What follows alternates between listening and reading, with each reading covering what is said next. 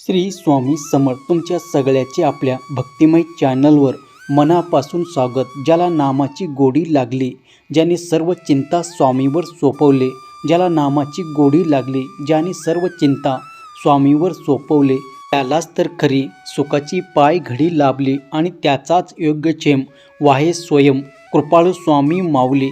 त्याचाच योग्यक्षेम वाहे स्वयं कृपाळू स्वामी माऊली. स्वामी भक्त हो, आज पुन्हा एकदा तुमच्यासाठी नवीन स्वामी संदेश घेऊन आलेलो आहे. स्वामी संदेश म्हटलं तर आपल्या आयुष्यामध्ये नवीन काहीतरी निर्माण करण्याची संधी नवीन कधी निर्माण होते तर जेव्हा आपल्या कानावर काहीतरी प्रेरणात्मक विचार पडतात.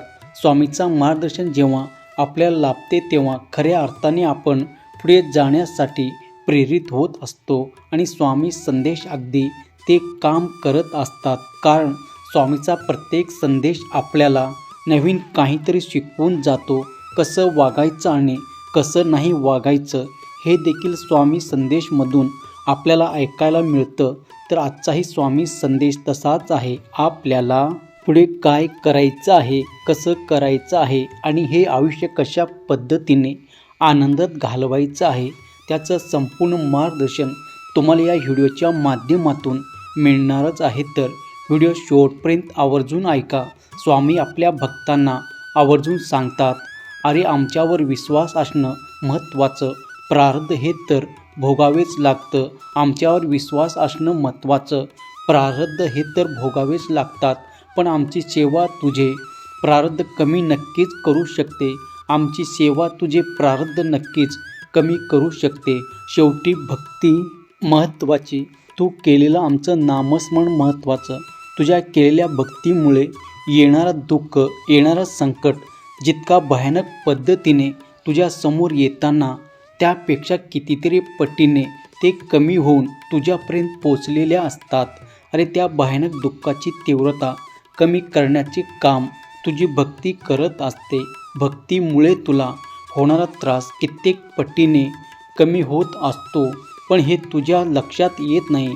आणि जर तुला असं वाटत असेल की तुझे प्रारब्ध कमी व्हावे किंवा तुझ्या आयुष्यातील वाईट कर्माची जे फळ आहे त्याची तीव्रता कमी व्हावे, तर तुला आमच्या भक्तीशिवाय मार्ग नाही.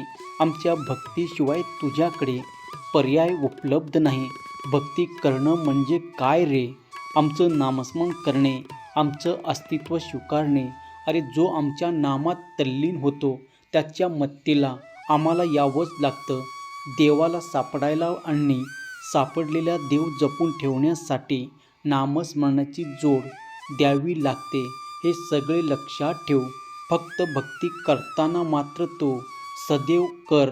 वेळ पाहून, अवघड पाहून किंवा निवड पाहून किंवा त्यातले त्यात सवड पाहून तुम्ही भक्ती करत असाल तर ती भक्ती आमच्यापर्यंत कधीच पोचत नाही. म्हणून तू फक्त आमची भक्ती कर, पण ते निर्मळ मनाने, स्वच्छ मनाने कर. तुझी भक्ती आमच्यापर्यंत लवकर पोचेल ठाऊक आहे. आम्हाला येता येता कधी अश्रू डोळ्यात येतात, कधी अश्रू डोळ्यात, तरीही स्वामी नाम असू द्यावे मुखात. ते तरीही स्वामी नाम असू द्यावे तुझ्या मुखात. जो जातो आम्हास शरण, धन्य धन्य होते त्याचे जीवन. जो जातो आम्हास शरण, धन्य धन्य होते त्याचे जीवन. तुझा हा स्वामी फक्त भक्तीचा भुकेला साथ घालतो प्रत्येक भक्ताच्या हाकेला. माझ्या विना तुझं आयुष्य व्यर्थ, माझ्या विना तुझं आयुष्य व्यर्थ. म्हणून सांगतो, नाम घे शेवटपर्यंत श्री स्वामी समर्थ. नाम घे शेवटपर्यंत श्री स्वामी समर्थ. अरे जीवनात संघर्ष वाटायला येतो म्हणून घाबरू नको, खचू नकोस. बघ दुधापासून दही बनतं, दह्यापासून लोणी, लोण्यापासून तूप बनतो. पण त्या दुधाला देखील तूप बनेपर्यंत अनेक टप्प्यामधून जावं लागतं.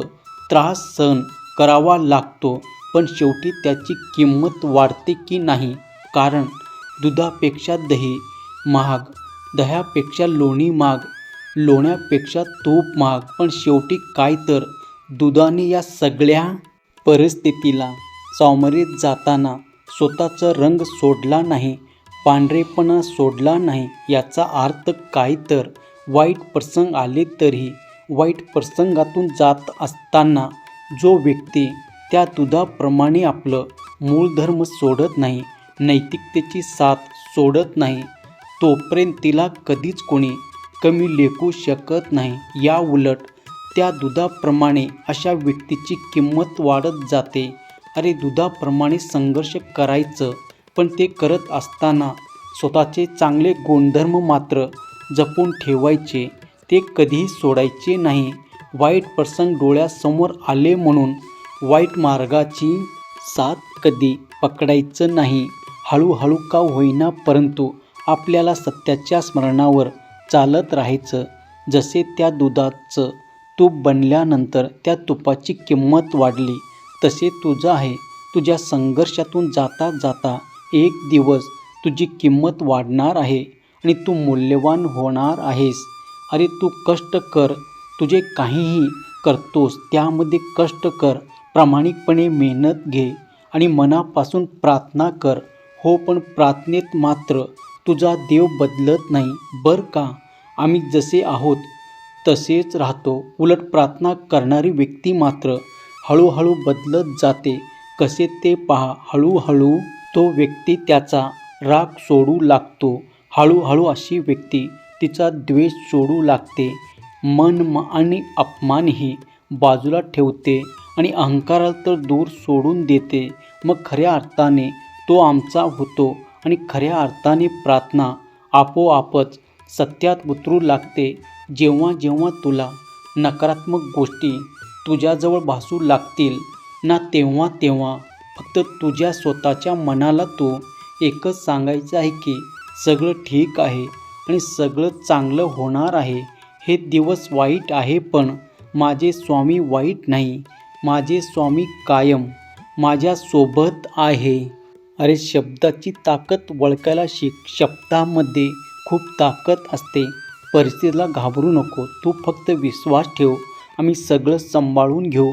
आणि एक गोष्ट मात्र अजून लक्षात ठेव, ते असे की सुखात आम्ही तुझ्या पाठीशी असू.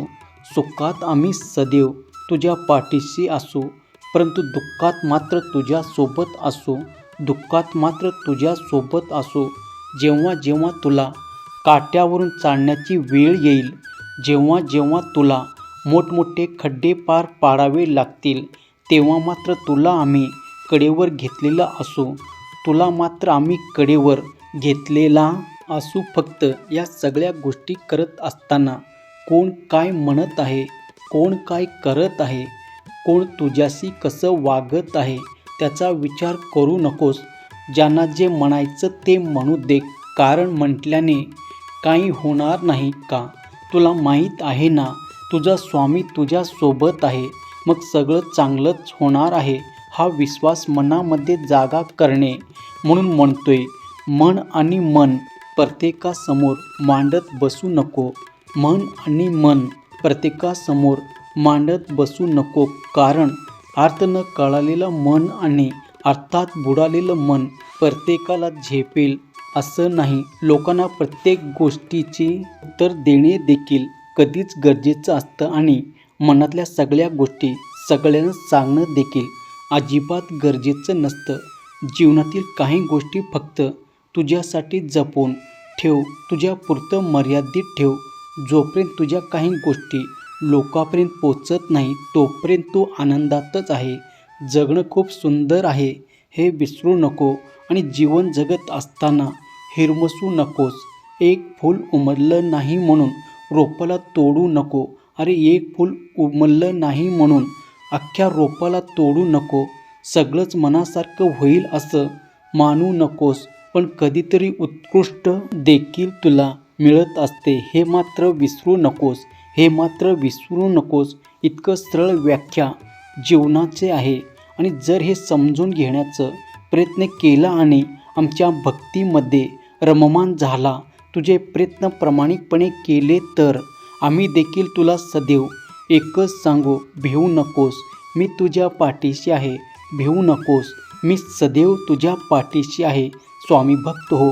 आजचा स्वामी संदेश ऐकत असाल तर स्वामींनी आपल्याला एकच गोष्ट सांगितलेली आहे, आयुष्यामध्ये चढ उतार येतात, चांगले वाईट प्रसंग देखील येतात, परंतु प्रत्येक प्रसंगाला सामोरे जात असताना स्वतःमध्ये सकारात्मक निर्माण ठेवायचे आणि ते सकारात्मक येण्यासाठी स्वामीचे नाव मुखात असणे गरजेचं आहे. तर आजचा संदेश तुम्हाला कसा वाटला कमेंटमध्ये नक्की सांगा. पुन्हा भेटूया असाच नवीन स्वामी संदेश घेऊन. तोपर्यंत स्वस्त राहा, मस्त राहा. आपले स्वामी संदेश ऐकत राहा.